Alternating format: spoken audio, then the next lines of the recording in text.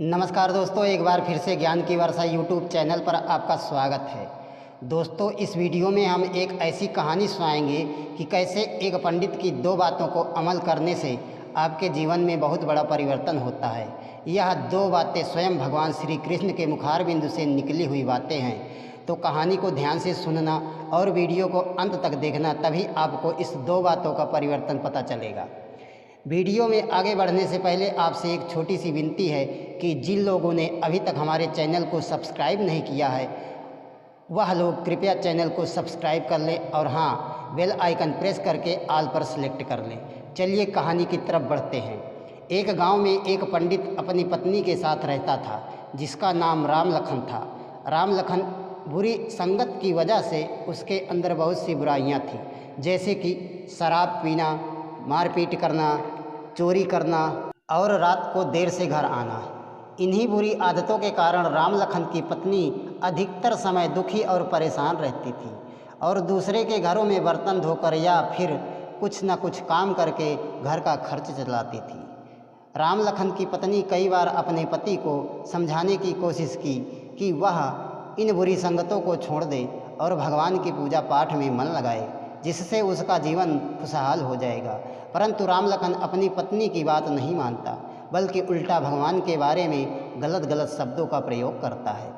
इसी तरह लड़ते झड़ते समय बीतता गया। इसी समय राम लखन की पत्नी गर्भवती हो जाती है और एक सुंदर से पुत्र को जन्म देती है, जिसका नाम श्याम रखती है। धीरे धीरे समय बीतता गया और राम लखन की पत्नी अपने पुत्र को लेकर अधिक चिंतित रहती थी, क्योंकि जब वह घर से बाहर काम करने के लिए जाती थी तब उसका पुत्र उसके पति राम लखन के साथ समय व्यतीत करता था। उसे डर था कि कहीं उसका पुत्र श्याम भी उसके पति की तरह बुरी आदतों का शिकार न हो जाए। समय समय पर अपने पुत्र को भगवान की भक्ति और अच्छे अच्छे संस्कार देती थी। धीरे धीरे श्याम बड़ा हो गया और अपने पिता राम लखन के साथ अधिक समय व्यतीत करने के कारण वह बिल्कुल अपने पिता की तरह बन चुका था। उसके अंदर बहुत सी बुराइयां आ चुकी थी। दोस्तों ध्यान दीजिएगा, यहाँ पर आपको एक बात सीखने को मिली है कि जैसे संगत वैसी रंगत, अर्थात आप जिन लोगों के साथ अधिक समय व्यतीत करेंगे आप बिल्कुल वैसा ही बन जाएंगे। तो आप लोग भी अच्छी संगत करें और अपने माता पिता का नाम रोशन करें। आगे बढ़ते हैं। एक दिन श्याम अपने घर दूर राजा के घर चोरी करने जाता है और जाते समय रास्ते में एक जगह पर भगवान की कथा हो रही थी।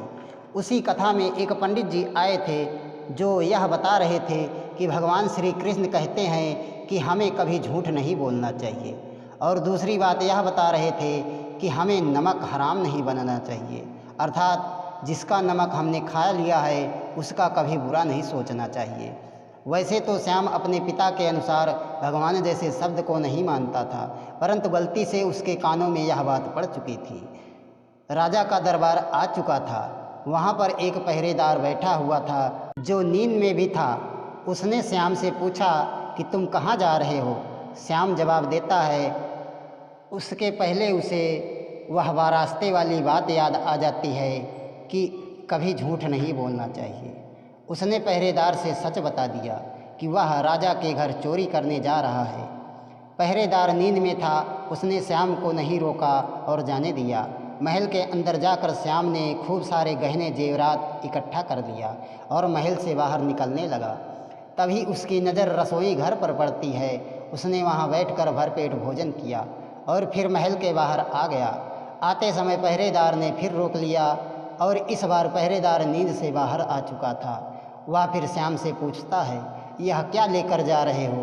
तभी श्याम के मन में रास्ते की दूसरी बात याद आती है कि जिसका नमक खाते हैं उसका बुरा नहीं सोचना चाहिए, और मैंने अभी अभी जो महल में भोजन किया था उसमें नमक था।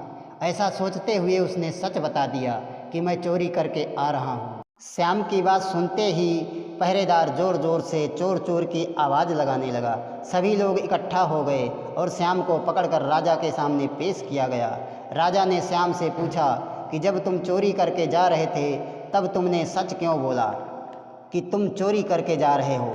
श्याम पूरी कहानी सुनाता है और राजा ने श्याम की ईमानदारी देखकर अपने यहाँ नौकरी पर रख लेता है और श्याम की धीरे धीरे सभी बुरी आदतें खत्म हो जाती हैं। दोस्तों, इस कहानी में हमें यह सीखने को मिला कि यदि गलती से भी हम भगवान के दिए हुए उपदेशों को मानते हैं तो कितना बड़ा परिवर्तन होता है। अपने भाई को दीजिए इजाज़त। वीडियो देखने के लिए बहुत बहुत धन्यवाद।